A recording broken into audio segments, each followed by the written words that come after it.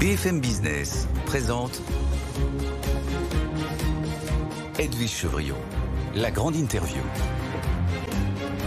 Bonsoir à tous, bienvenue dans cette grande interview où je reçois ce soir le porte-parole des pétroliers français, puisque c'est Olivier Gantois qui est président de l'UFIP Énergie Mobilité. Bonsoir Olivier Gantois. Bonsoir. Merci d'être là. Je ne sais pas si pour vous c'est un soir de victoire ou pas, après cet accord entre guillemets historique à la COP28, où c'est vrai que ça y est, c'est engagé la transformation, vers le fait d'aller vers une transformation où il n'y aura plus de pétrole, mais évidemment à terme.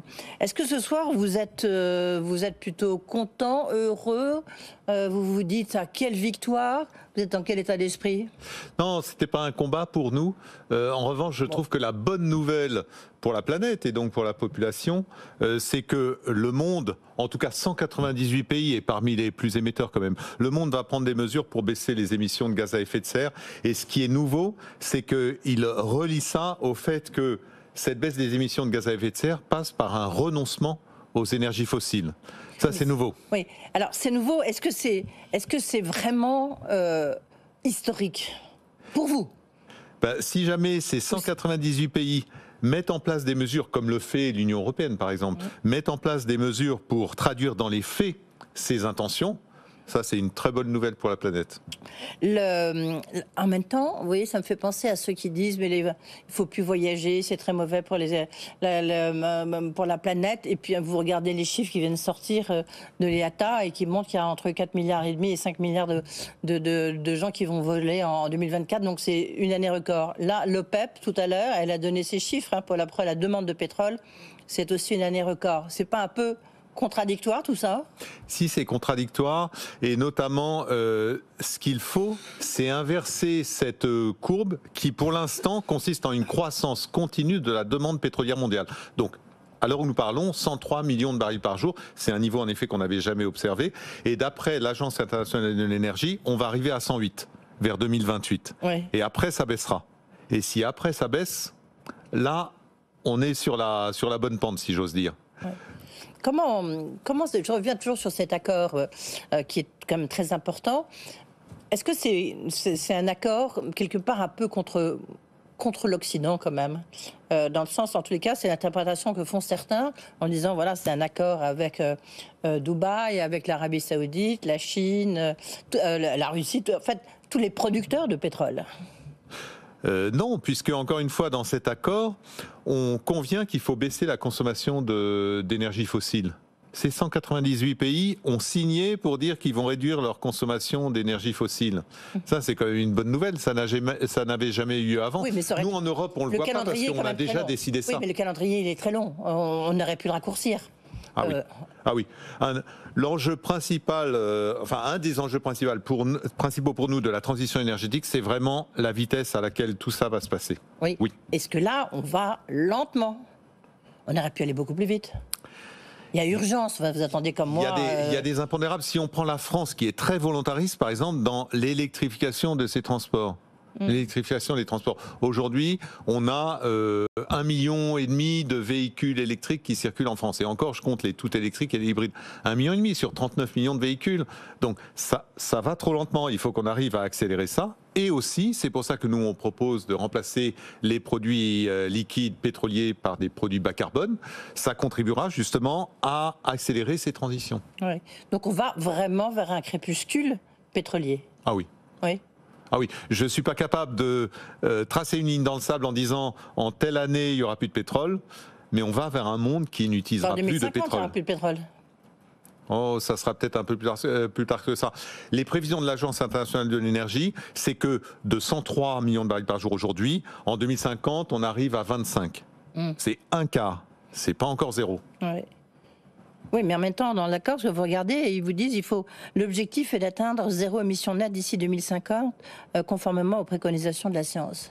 Oui, c'est-à-dire que en 2050, ces fameux 25 millions de barils par jour de pétrole, il faudra qu'ils soient compensés par des systèmes soit de captage des émissions, qui commencent à se développer massivement, soit d'utilisation des puits naturels de carbone. Il n'y aura pas d'autre solution. Plus tard, ça arrivera, mais en 2050, il faudra encore faire mettre en œuvre des solutions comme ça. Comment, puisque encore une fois, vous représentez l'ensemble de l'industrie pétrolière française, hein, donc c'est vrai qu'il y en a un qui est un peu plus gros que les autres, on va dire ça comme ça.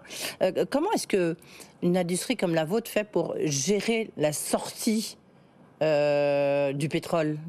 C'est la branche sur laquelle vous êtes assise. Oui, moi j'appelle ça se tirer une balle dans le pied. Oui, si vous préférez.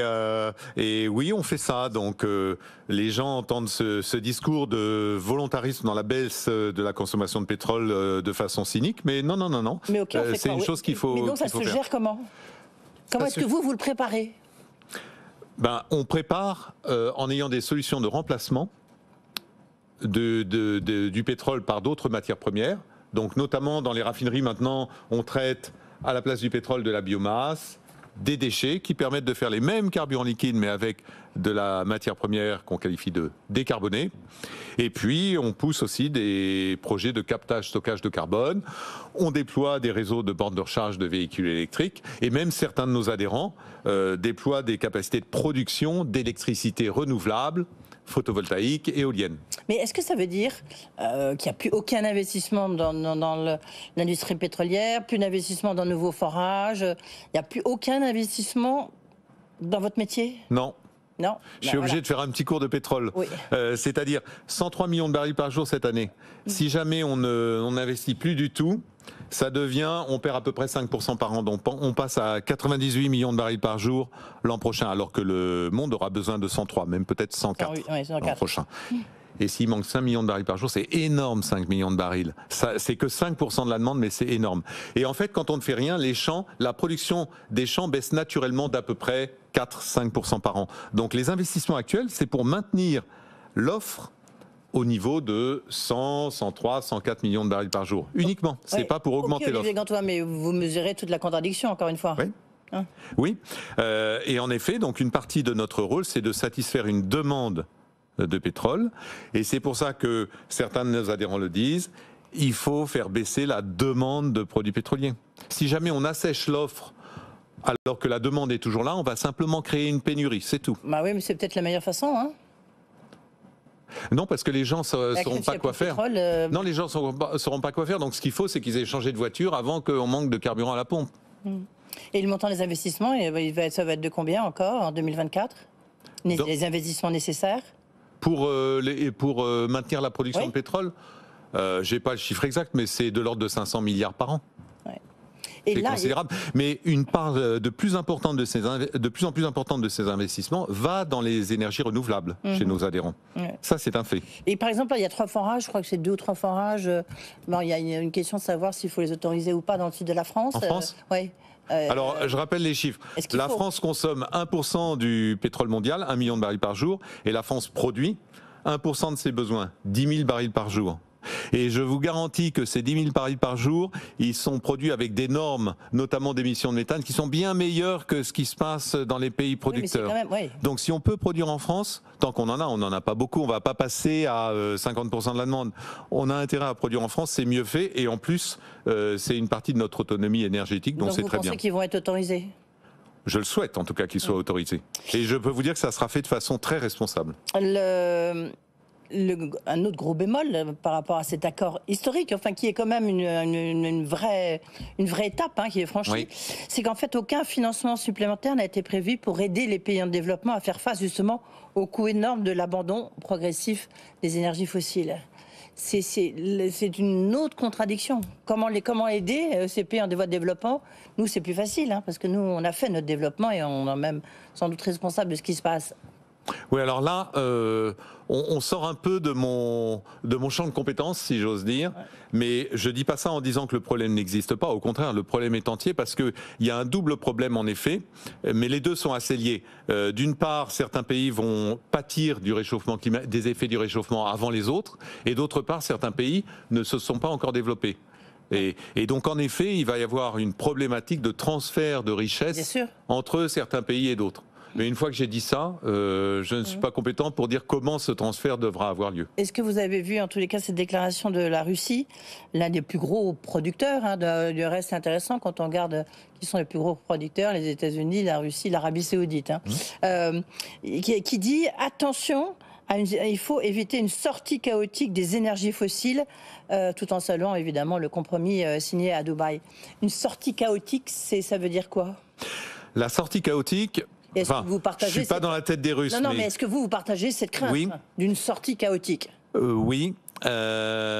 Si jamais, par exemple, on assèche l'offre alors que la demande n'a pas baissé, là, ça sera chaotique. Parce qu'encore une fois, on créera une pénurie. Et quand il y a pénurie, c'est la foire d'empoigne. Les gens, ils ne sont pas prêts à laisser passer l'autre alors qu'il n'y a pas assez de carburant pour tout le monde. Donc, en effet, ce qui serait chaotique, c'est de contraindre la production alors que la demande n'a pas baissé. Donc, il faut absolument trouver les leviers pour faire baisser la demande. Par exemple, accélérer le déploiement, le remplacement des véhicules thermiques par des véhicules électriques. Il y a des mesures comme ça, concrètes, qui vont permettre, en effet, de sortir du pétrole. Elles existent, mais après, justement, ça fera le lien avec ma question d'après. C'est des questions de coûts, c'est des questions de prix, Olivier Gantois. Est-ce qu'il faut s'attendre à une flambée des prix, encore une nouvelle flambée des prix de l'essence, ou au contraire, on a vu qu'il baissait un peu, le prix à la pompe, bien sûr. Quelle perspective vous voyez? Alors, je rappelle que ça fait 1 an que le prix du pétrole est plus ou moins dans un tunnel entre 75 et 85 dollars. Là, ce matin, on était à 75, pardon, on était plutôt dans le bas du tunnel, mais on n'a pas vraiment traversé ce que les analystes appellent un plancher de prix. Ça veut dire que les prix sont mollassons, et ça, c'est parce que le marché continue à craindre que l'activité en Chine ne baisse, ce qui n'est pas le cas pour l'instant, et que ça fasse baisser la demande et qu'il y ait un excédent. Donc ça c'est ce qui fait baisser les prix. Ce qui maintient les prix, ce qui fait que les prix ne vont pas baisser significativement, c'est que l'OPEP continue à ouvrir le robinet, mais entrouvrir le robinet de manière à ce qu'il n'y ait pas d'excédent. Et tant qu'il y a ces accords, là, ils ont conclu de nouveaux accords pour début 2024, pour limiter leur production, pour éviter des excédents. Tant qu'il y a ces accords, ça maintiendra les cours à ce niveau. Et puis encore une fois, le monde consomme plus qu'il n'a jamais consommé. Donc ça fait que les prix resteront élevés, mais à mon avis, ils ne vont pas augmenter significativement à cause de cette crainte du marché que la Chine ne ralentisse. Donc on va rester, en tous les cas, pour le prix à la pompe, toujours aux alentours de 1,90, 1,95 ? Je suis incapable de le prédire, mais c'est quand même ma prédiction aujourd'hui, oui. D'accord. Et est-ce qu'il y aura du diesel à Noël? On a vu, en tous les cas, les inquiétudes, c'était il y a un mois, de l'Agence internationale de l'énergie, qui s'inquiétait à propos justement de la quantité de diesel disponible en Europe. Aujourd'hui, on est donc quasiment fin décembre. Alors, ce qu'il faut voir, c'est qu'on a passé un automne un peu délicat. Il y avait un certain nombre de raffineries qui avaient des problèmes. Et de raffinerie. Donc c'était pas une question de pétrole brut, c'était une question de transformation de ce brut en carburant. Il y a également une très grosse raffinerie qui vient de démarrer au Nigeria, qui a démarré avec 6 mois de retard. Donc tous ces effets conjugués faisaient que, à un moment, cet automne, il y a eu une légère insuffisance de production de gazole. Du coup, l'AIE a dit qu'il y aura un problème cet hiver puisqu'on a toujours un embargo sur le gazole russe dans l'Union européenne. Nous avons travaillé très sérieusement la question avec les pouvoirs publics, avec nos adhérents, et je peux dire aujourd'hui qu'il n'y aura pas de problème de pénurie de gazole cet hiver, malgré l'embargo sur le gazole russe. Oui. Donc en fait, la situation, elle est en train de se normaliser. Alors de se normaliser, mais comme on parle de prix, à des prix élevés. Je ne suis pas en train de dire que le carburant coûte pas cher. Non, mais on a compris qu'il n'allait pas baisser. Voilà. Mais oui, oui, on a une situation qui se normalise dans un contexte dans lequel le deuxième producteur mondial, la Russie, est en guerre, donc c'est quand même un événement majeur, dans lequel il y a un conflit au Proche-Orient, dont certains pensent qu'il pourrait dégénérer.